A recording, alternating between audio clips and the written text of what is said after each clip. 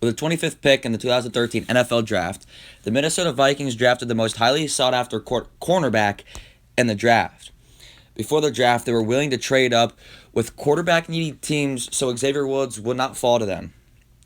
They wanted to trade up to the 12th pick, but instead the Raiders would go on to take DJ Hayden from the University of Houston, and they also wanted to trade up to get to the 9th pick from the Jets. But the Vikings took a risk, and it paid off by not trading up because they took D. Miller from Alabama. At 25, the Skull Nation got who they wanted. In his first 2 seasons, he was off to a quiet start by being on the field 76% of the time, but only having a value of 2, and the average corner is around 5, with an efficiency rating of 13% on a 100% scale.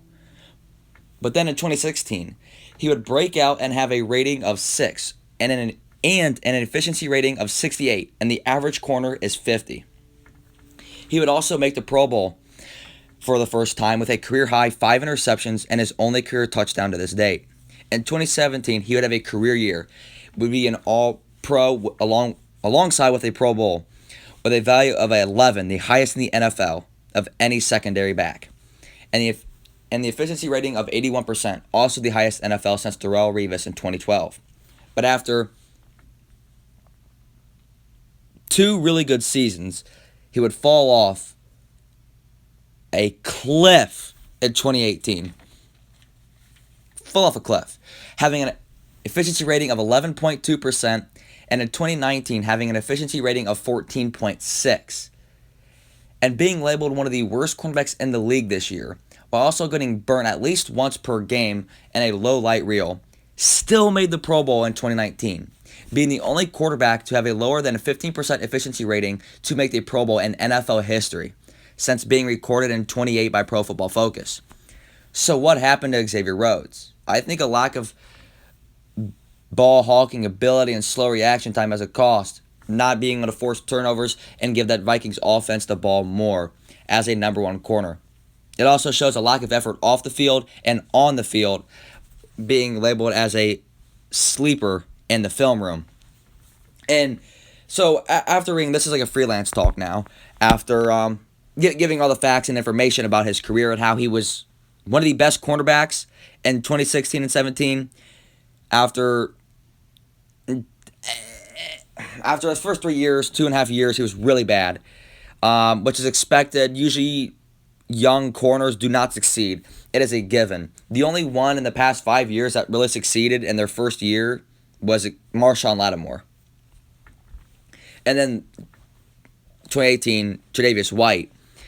But he was at the top of his game, and within a year it just fell off. And in 2019, the cornerback production from everybody was very, very weak with the star receivers in the league. And that's the reason why he still made the Pro Bowl, and his name, when people vote for the Pro Bowl, it's like, oh, I don't know any of these guys. The guy I do know is Xavier Rhodes, I'm sorry. And out of Florida State, this man was a beast. And the Vikings really thought that the Raiders and Jets, who were teams that desperately needed a corner, they were willing to trade up everything. They had 2 second-round picks that year, and they were going to trade their first and those 2 seconds to move up. Both of those picks, the team decided to not trade up, and it worked out fine. They got the guy they wanted.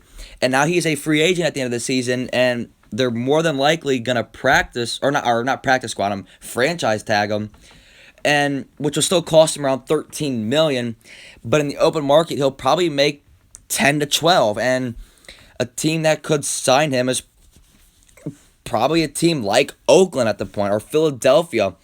But if he may want to go to Philadelphia because they're a team that desperately needs a corner, and he can make up the almost $18 million if they desperately need one. Both other corners on the open market, like Byron Jones and Darius Slay, and even guys like Jalen Mills from Philadelphia, who hasn't played great, but he's definitely played better than Xavier Rhodes. So it'll be interesting to see how his career pans out, but I decided to make this video because it is a real question. What happened to him? In the league right now, there is no significant number 1 corner. So who will it be? Thanks for watching.